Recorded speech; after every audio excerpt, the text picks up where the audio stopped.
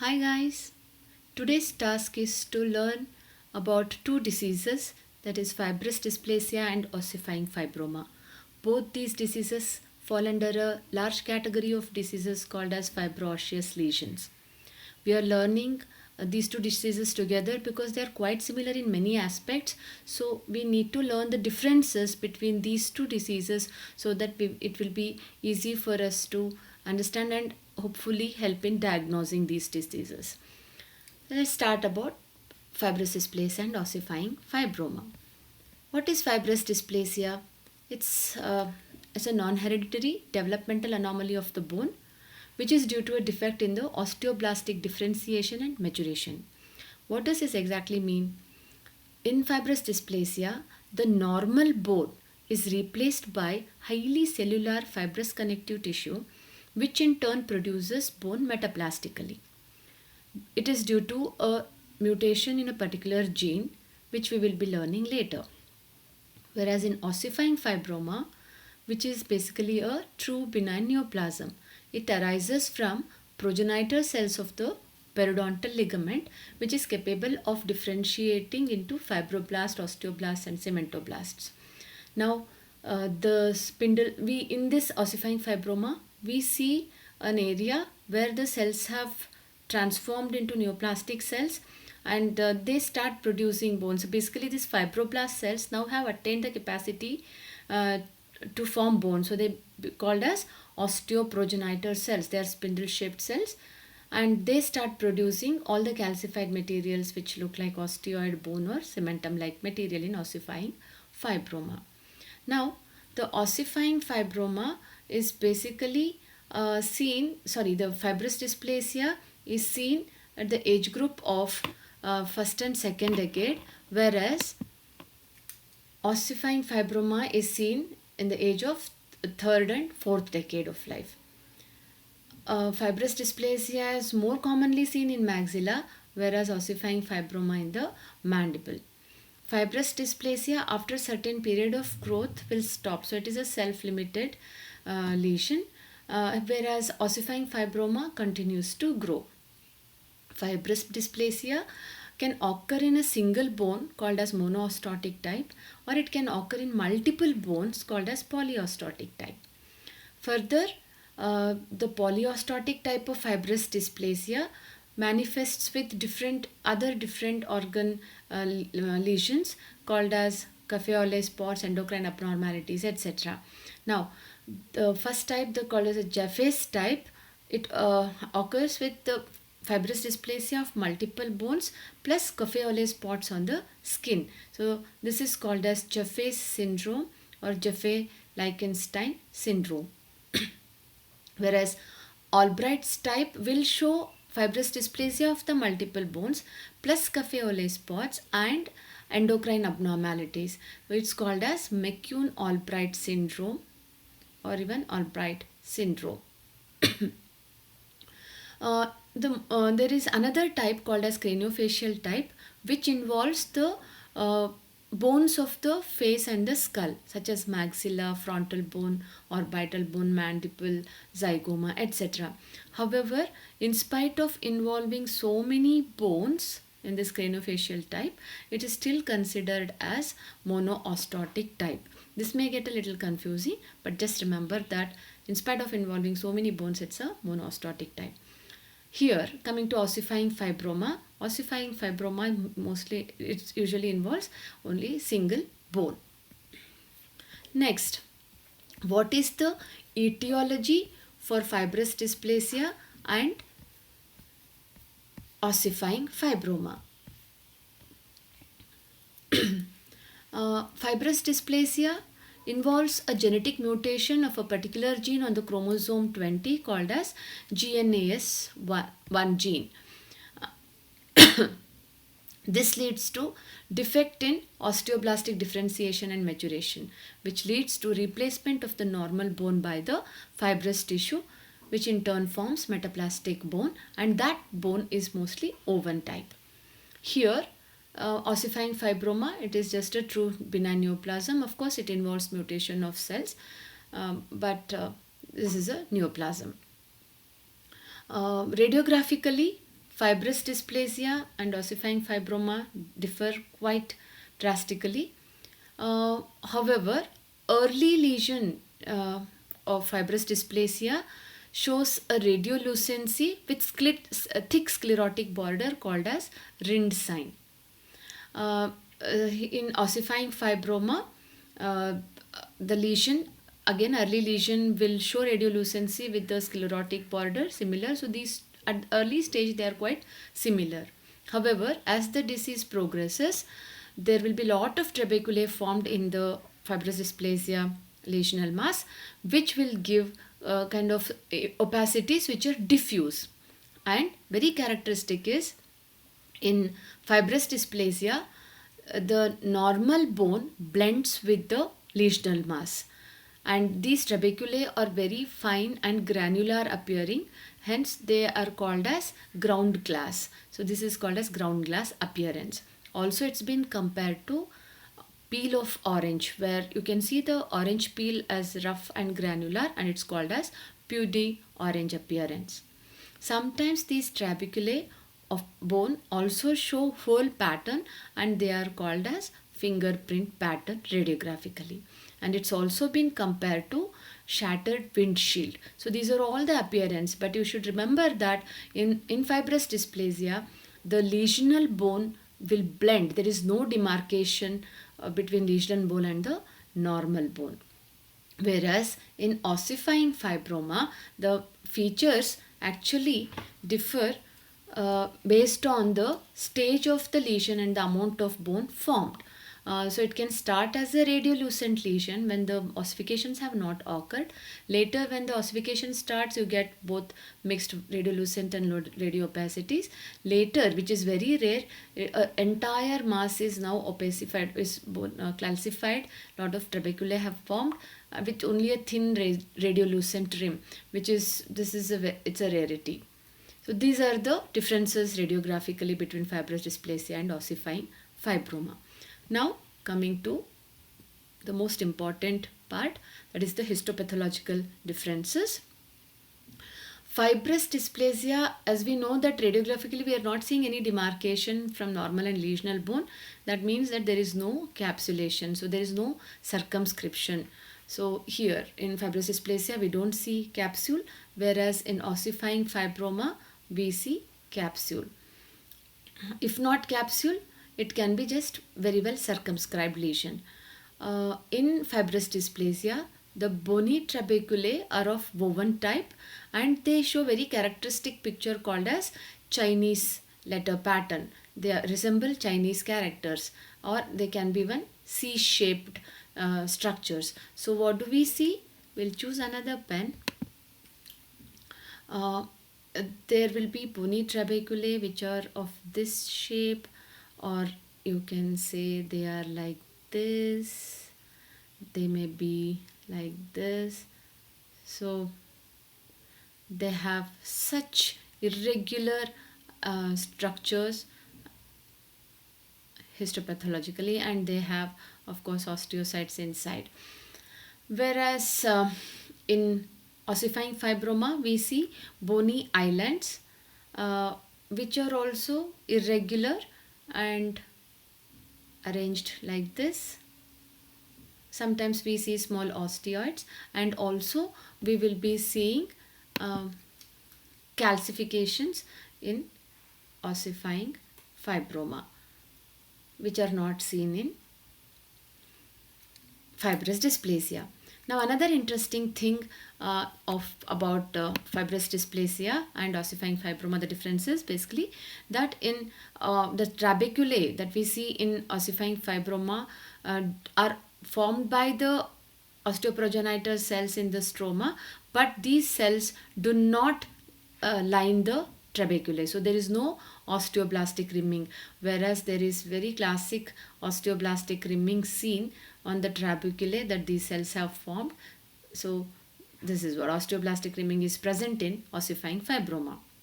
Now another characteristic feature is the bony trabeculae show separation from the stroma. In many trabeculae you can see such separation, whereas such separation is not there in ossifying fibroma.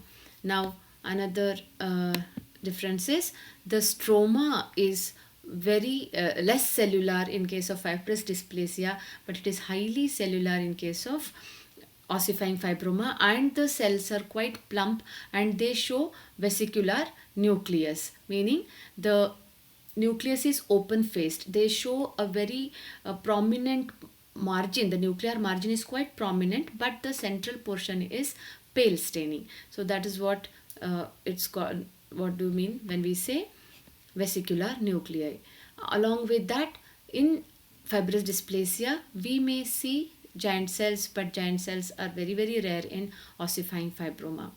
Another interesting observation with the polarizing microscopy is that in fibrous dysplasia, the collagen fibers that we see are coarse and haphazardly arranged, whereas in ossifying fibroma, the collagen fibers are fine and regular in arrangement. We also can compare the lab investigations, lab appearances, findings. That is, the serum alkaline phosphatase is slightly raised in fibrous dysplasia, whereas it is normal in ossifying fibroma. Here, another few studies have shown that the osteocalcin level, it is abundant in fibrous dysplasia, whereas it is deficient in ossifying fibroma. What does this suggest? It suggests that bone in fibrous dysplasia is more similar to normal bone than that seen in ossifying fibroma. All these differences we are learning because the treatment between these two are different. We have to differentiate, though histopathologically they look quite similar. It is very important that we diagnose it as fibrous dysplasia. If not, it has to be diagnosed as ossifying fibroma, and the diagnosis has to be very correct. That's because the treatment is very different for each. For fibrous dysplasia, once the growth stops, it can be just done some recontouring, that is cosmetic recontouring, whereas for ossifying fibroma it has to undergo excision or enucleation. However, because of its demarcation, this lesion comes out very easily. So surgical observation, few surgeon friends of mine have told that this lesion comes out like a ping pong ball. Once it is opened, it just pops out as a ping pong ball. So this is the observation. Very interesting one. Now, I'm very sure that you all must be curious to know why some cases of fibrous dysplasia are monostotic and some are polyostotic, and why in some cases we see skin pigmentation and why we have endocrine abnormalities. All of this is because of the time and stage at which the mutation in GNAS1 gene occurs. So let's understand what exactly happens in fibrous dysplasia to get all these features that we see. Fibrous dysplasia is basically seen because of the mutation in the gene called as GNAS1, which we have already learned. Now, whenever this gene is mutated, we see the activation of cyclic AMP, which is now increased, and this causes activation of endocrine receptors. When lot of endocrine receptors have increased on the cell surface, these cells become highly responsive to the endocrine signals, which leads to increased proliferation and abnormal differentiation of these cells. Now, this is in a nutshell the pathogenesis, what exactly happens inside the cell which is now mutated. Now, the mutation can happen in fibrous dysplasia in a post-zygotic cell, in a prenatal stage or at a postnatal stage. So let's understand what happens if it occurs at a prenatal stage at an early embryonic life. So at an early embryonic stage, the cells are still have not undergone differentiation. So they are pluripotential stem cells. They are yet to form osteoblastic type of cell, melanocytic type of cells, and endocrine cells. So now the mutation that has occurred in this parent cell will be transferred to all the progeny, all these cells that we are talking about. So all these cells now are mutated, and hence these mutated cells will produce the malformed products. So if osteoblast is defective, now there will be a bone lesion. That is basically the fibrous dysplasia part of this lesion. Now if melanocytes mutated, we see Coffey-Oley spots. If endocrine cells are mutated, endocrinal disturbances such as precocious puberty, hyperthyroidism, etc. So this is what we see if the mutation has happened at early embryonic stage. Now the mutation can happen at a later stage. If that happens, now part of the cells have taken up their functions. The initial parent pluripotent stem cells now have already formed everything, but imagine this mutation now happens only in the parent cell of the skeletal system, the one that has to form skeletal system. That cell is now mutated at a later stage. So that leads to defects in the lot of bones, basically because the entire skeletal system cell is mutated. So you see lesions in multiple bones. So that's why we see polyostotic fibrous dysplasia, but you don't see other manifestations because the other cells, the mutation is not occurring at this stage. So the parent cell is not affected. Only one system cell is affected in this case. So that leads to polyostotic fibrous dysplasia. Now, if the mutation happens at a postnatal stage, that meaning the entire system, entire body parts are formed now, but in one bone, the cell undergoes mutation, and that bone will form fibrous dysplasia, that will have fibrous dysplasia inside. So only one single bone is affected, that leads to monoostotic type of fibrous dysplasia. Hope you all understood this. Please listen carefully and understand this concept. So as we have already discussed, if we see fibrous dysplasia and Coffey-Oley spots together, that forms the Jaffe's type of fibrous dysplasia. If you see fibrous dysplasia, Coffey-Oley spots and endocrine abnormalities, we call it as McCune-Albright syndrome. Also, there is another syndrome associated with fibrous dysplasia, that is along with multiple bone involvement of fibrous dysplasia, we see intramuscular myxomas, and it is called as Mazza-Brod's syndrome. So these are the syndromes that we see in association with fibrous dysplasia. That is Jaffe's syndrome, McCune-Albright syndrome, and Mazza-Brod's syndrome. Hope you understood the entire concept of fibrous dysplasia, and hope I was clear with the differences between fibrous dysplasia and ossifying fibroma. So now imagine that the entire bone, normal bone, has been replaced by fibrous tissue, fibrous connective tissue, and now that fibrous connective tissue has started forming trabeculae, which are in the pattern of Chinese characters. So we shall just start drawing some trabeculae. If you know the Chinese characters, you can literally draw those, and that's how exactly these trabeculae look. So I shall make few like this. Just randomly, whichever you feel at that point, you can do. And these trabeculae are of woven bone.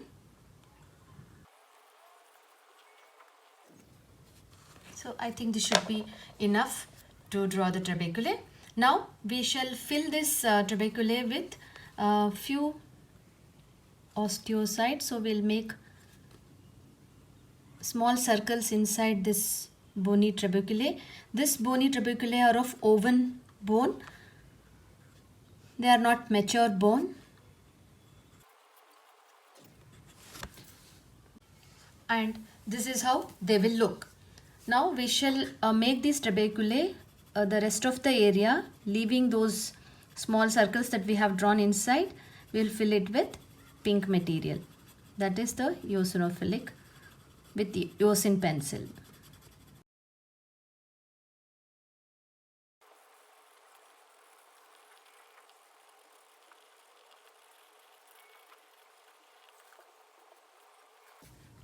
If you want, we can draw few more.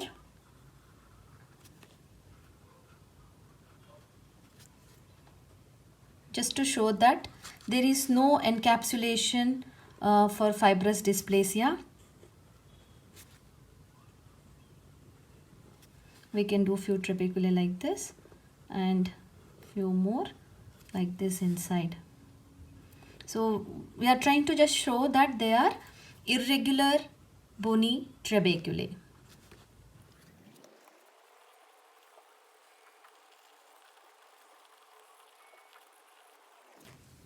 Okay.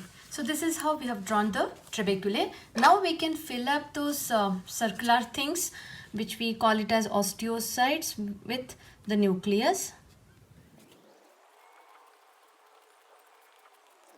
Try and get as sharp pencil as you can, which doesn't break while drawing, and that should help you to get a beautiful trabecular pattern. Now we shall fill up the rest of the stroma, which is actually cellular but not as cellular as we see in ossifying fibroma. So we do draw few fibroblasts with again another thin pencil, spindle shaped fibroblasts.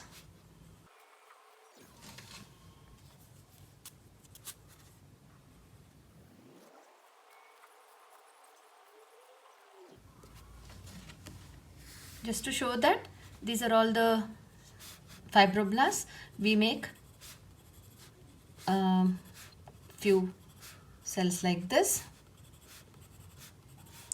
There will be few more definitely in the histopathological lesions, actually the real lesions, but here this is just a diagrammatic representation, so we will be doing so many. Now we will make the nucleus inside. And we make few collagen fibers too in between. We can make these collagen fibers now or later once we finish drawing the ground substance, the entire area filled with pink shading. After that we can draw the collagen fibers. So now let's start doing the pink shading to the entire background. Keeping in mind that the stroma shows some separation from these trabeculae. So we shall do this.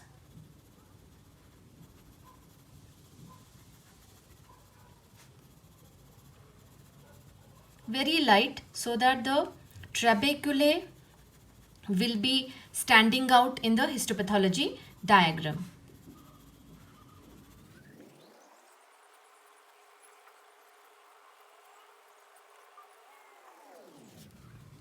It's not necessary that you do such separation for all the trabeculae. Just I have made, you can fill it up later.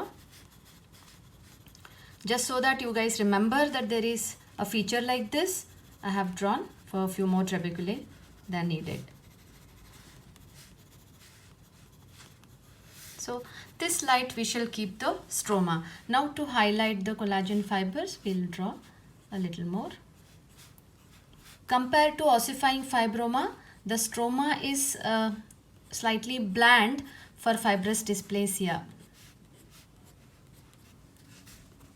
Okay, so these are the components of fibrous dysplasia histopathologically. We shall start labeling them.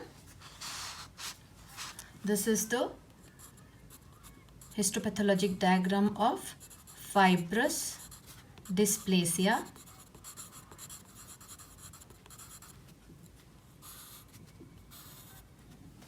What do we have? We have trabeculae of woven bone, irregular trabeculae of woven bone,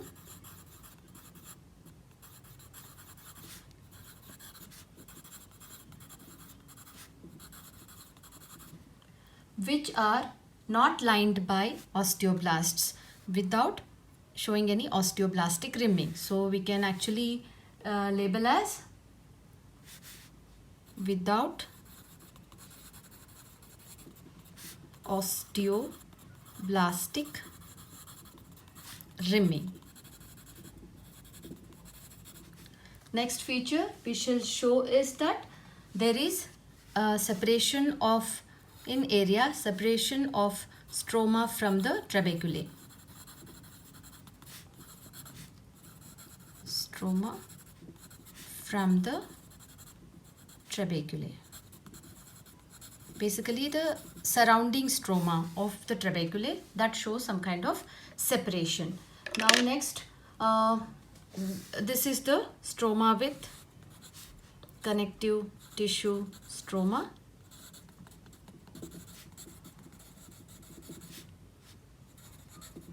Connective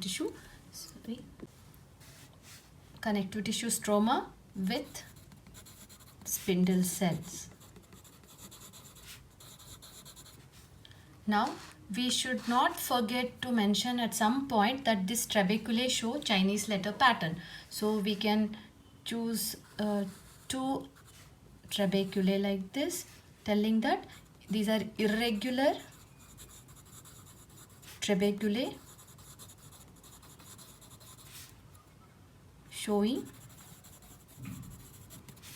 Chinese letter pattern.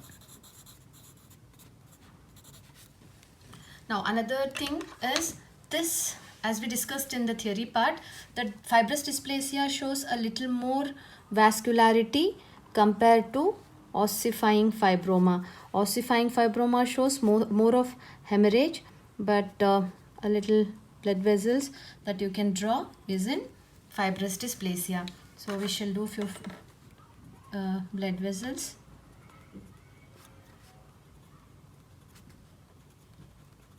And show that this is more vascular than ossifying fibroma, since we are discussing the differences between ossifying fibroma and fibrous dysplasia. However, Paget's disease on the other hand shows more vascularity compared to any of these.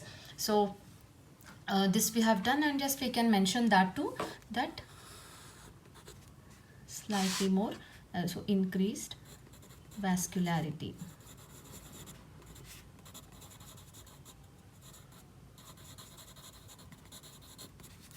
I think this should do labeling of fibrous dysplasia. Now let's start drawing the ossifying fibroma. Now for ossifying fibroma, we need sharp pencils again.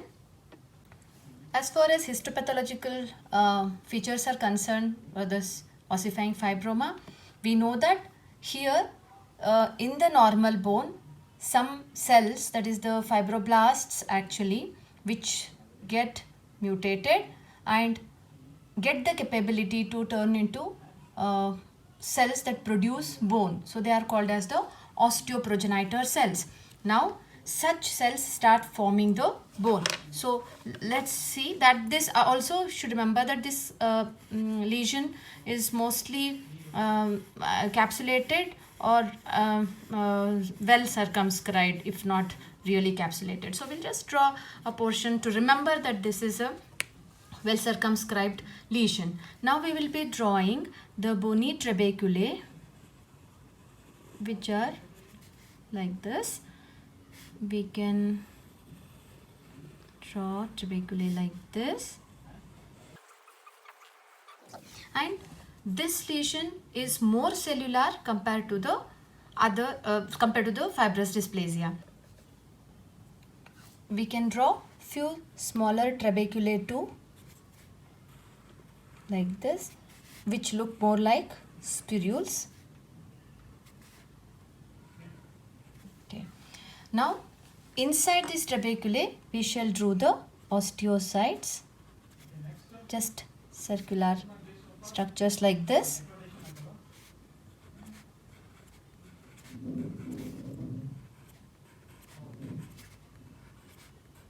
We shall do like this, and we have to do the filling of this trabeculae with slightly pink shade, because this is more of a mature-ish bone. We shall do slightly pinkish shade, and later we fill it up with more of hematoxophilic pencil.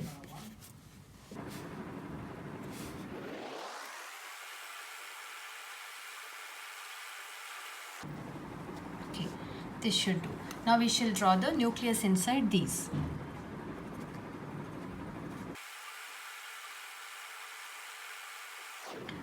This kind of finishes the drawing of the trabeculae.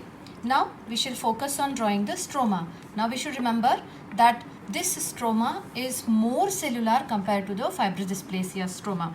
So we shall draw more spindle cells. To draw the spindle cells, you can draw one line and join like this to make a needle-like structure.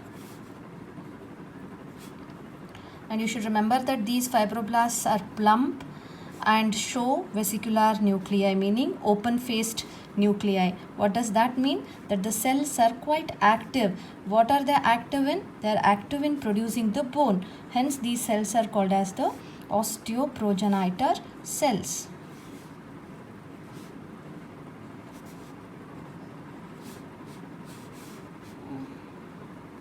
For a diagrammatic representation, these many cells should do. If you want few more here.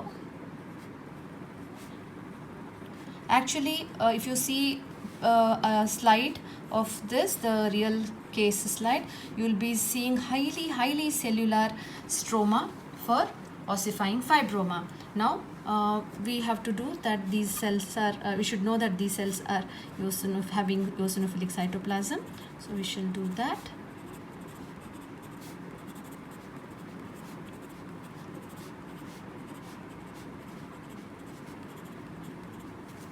Now we should remember to draw the nucleus inside these cells, which you need to use hematoxylin pencil.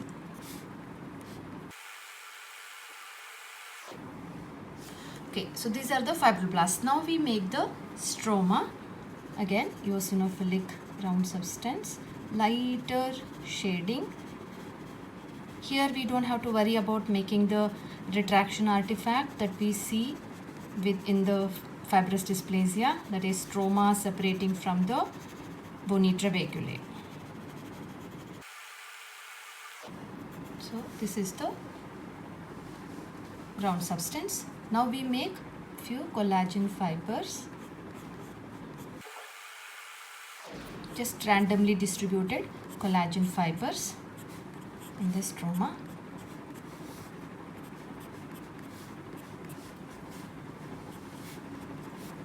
Now another important structure is that along with the bony trabeculae in ossifying fibroma, we also see some cementum like material. So we see calcifications like this. So we can randomly distribute them to again. Okay, this many should be enough. Now to give a very prominent appearance to the trabeculae, we shall highlight the margins, the borders.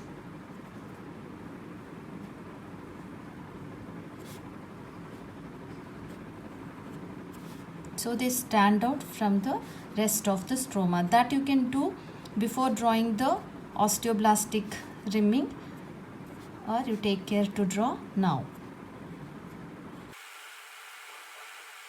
This should be enough. Now we shall start labeling ossifying fibroma. So this is a histopathologic diagram of ossifying fibroma, also was known as cemento-ossifying fibroma, because you could see the cementum like material, and of course the cementum like material show something called as brush border. So that also if you can show, you can. So that is how they said that this is cementum like material.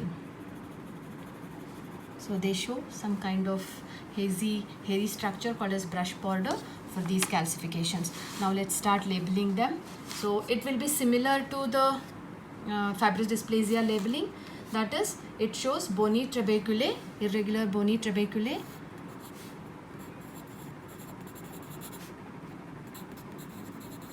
There we wrote without osteoblastic trimming, we here write it as with osteoblastic rimming.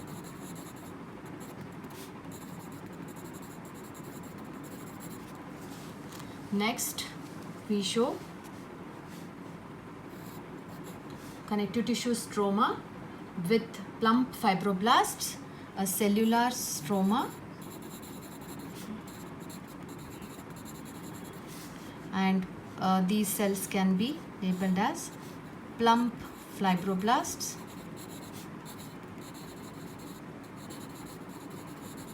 with open-faced nucleus or vesicular nucleus.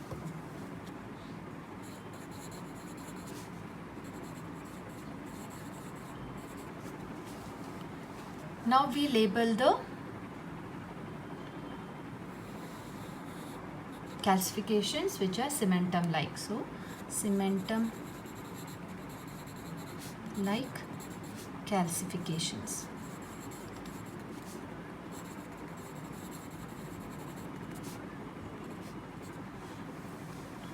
Now, have we left anything else that we need to label?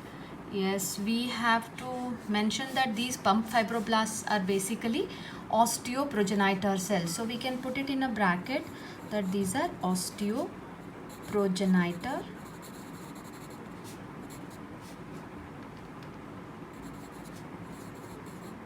cells which are producing all these bony trabeculae.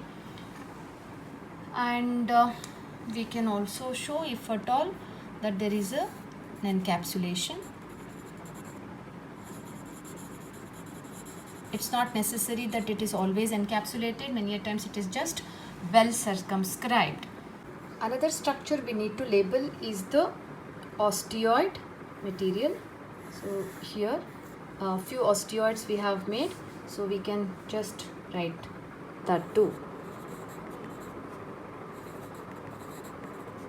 Now this ossifying fibroma diagram, histopathology diagram is complete. Now we have both the diagrams, that is of the fibrous dysplasia here with all the labeling, and you can also see that this fibrous dysplasia, I have highlighted the trabeculae by redrawing or thickening the margins with a sharp pencil. So that gives a beautiful look to the diagram. Now here is the ossifying fibroma showing more cellularity and the trabeculae and all the calcifications and the osteoid material. So this is about both fibrous dysplasia and ossifying fibroma. Hope you like this. You have any doubts, any questions, you can put it on the channel itself. I'll be more than happy to answer them. Thank you so much. See you all soon. Bye.